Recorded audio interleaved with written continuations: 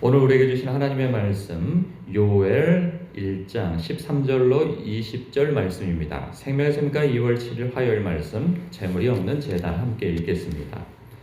제사장들아 너희는 굵은 배로 동이고 슬피 울지어다. 제단에 수종드는 자들아 너희는 울지어다.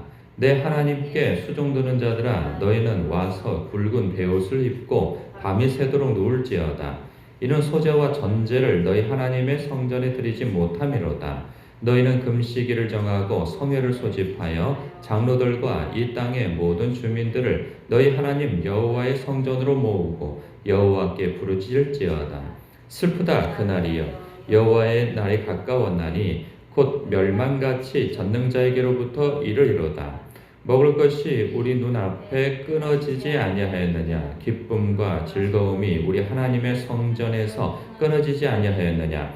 씨가 흙덩이 아래에서 썩어졌고 창고가 비었고 곡간이 무너졌으니 이는 곡식이 시들었음이로다. 가축이 울부짖고 소떼가 소란하니 이는 꼴이 없음이라. 양떼도 피곤하도다. 여호와여 내가 주께 부르짖으오니 불이 목장의 풀을 살랐고 불꽃이 들의 모든 나무를 살랐음이니이다. 들짐승도 주를 향하여 헐떡거리오니 시내가 다 말랐고 들의 풀이 불에 탔음이니이다. 아멘. 15절에 보면 그날로 표현되어져 있고 또 여호와의 날로 표현되어져 있는 날이 있는데 이 날은 마지막 때라 다 인식하고 있죠. 구약 성도들은. 그래서 그 구약 성도들은요, 그 하나님의 백성에게는 이 여호와의 날이 있어서 그날은 영광의 날이요, 승리의 날로 알고 있습니다. 하나님을 대적하고 그리고 하나님의 백성을 억압하는 자들에게는 이 심판과 징계가 있는 날이 바로 이 날이죠. 반면에 하나님을 섬기는 자들에게 하나님을 신실히 섬기는 그 사람들에게는 존귀히 여김을 받는 날이요 영광의 날입니다. 승리의 날이기도 하죠. 그런데 오늘 말씀에는요 전혀 영광의 날이 아닌 두려움의 날로 표현되고 있음을 봐요. 메뚜기 떼가 휩쓸고 간 곳에 이 가뭄이 깊어서 이 물이 다 말라버리고 불이 일어나서 끄지도 못한 지경에 처해 있는 거죠. 그래서 대재앙이 지금 일고 있는 겁니다. 사람들이 먹을 것이 없어서 하나님 앞에 제물도 내놓지 못하니 그 제사도 드릴 수 없는 그러한 지경에 처해 있는 거죠. 그러니까 어제 본문에 이어서 아주 총체적으로 그 나라의 대재앙이 임하고 있는 그런 형국에 있습니다. 보면 그 왜 여호와의 날이라고 표현되어져 있는데 하나님의 백성에게 이렇게 무서운 징계가 임하고 있는가라고 볼 때 죄가 관련되어 있는 거죠.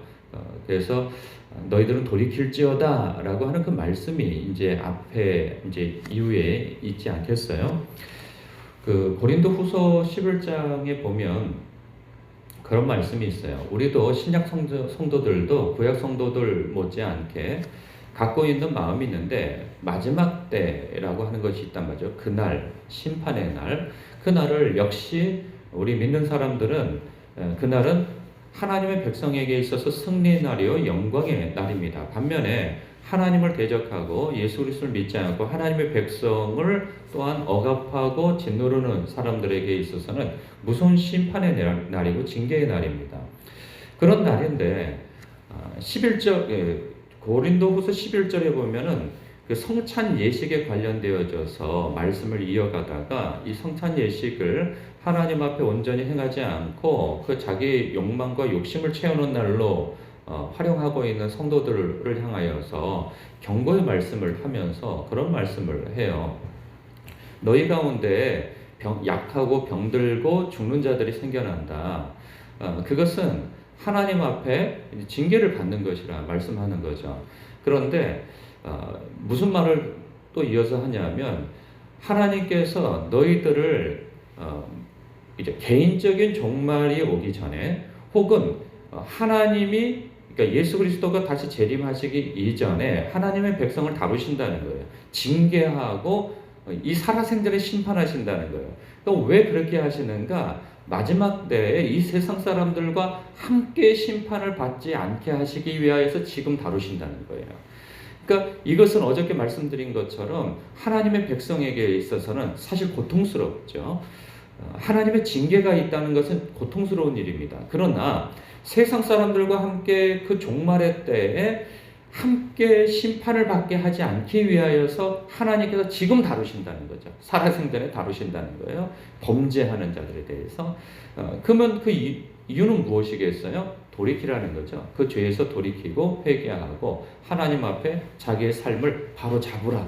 그 기회를 주시는 것이죠. 그래서 하나님께서 우리에게 경고의 말씀을 주시고 우리의 삶에 어떤 경고가 되어지는 어떤 사인이 있다고 하는 것은 우리에게 기회가 주어지는 것이기에 감사할 이유가 되는 것이죠. 또 성경에서는요, 이 마지막 때에 예수님도 그러시고 요한계시록에서도 그렇고 성경 곳곳에서 마지막 때에는 우리가 믿기 더 좋을 환경이 있다고 하질 않아요. 종종 사람들은 이제 문명이 발전되어지는 것을 통하여서 그리고 또 시간이 지나가면 지금보다 더 나아지겠지라고 하는 그런 희망을 갖곤 하는데 오히려 때가 가까워질수록 믿는 자의 환경은 더 좋아지지 않다고 말씀하고 있어요. 무엇보다도 전쟁과 기근과 각종 천재지변이 일고 그리고 사람들의 마음이 강팍해져서 그런 가운데 믿는 자들을 박해하는 일들이 생겨나고 그 일이 있기도 전에 이미 믿는 자들의 마음에 미혹이 들어가서 실족하는 이들이 많다고 하는 거죠. 지금 우리는 그러한 때를 또 바라보고 있어요. 요즘에는 심지어 믿지 않는 사람들도 마지막 때라 뭐 그런 얘기를 해요. 말세다 이런 말 많이 합니다.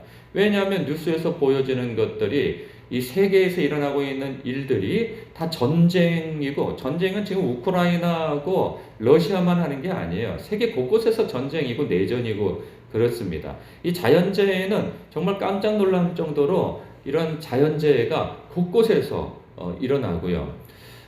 뭐 메뚜기 때 할 것 없이 성경에서 나오는 그런 재앙이라고 일컬어진 것들은 아주 종합 세트로 곳곳에서 일어나고 있습니다.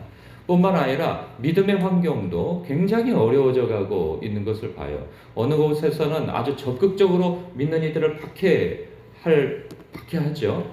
그러면서도 믿음을 지키기가 굉장히 어려운 지경에 놓여 있는가 하면 우리나라처럼 이렇게 종교의 자유가 있다 할지라도 점점 더 타락해지는 까닭에 믿는 이들이 점점점 그 믿음에서 떠나가는 일들이 얼마나 많은지 모릅니다.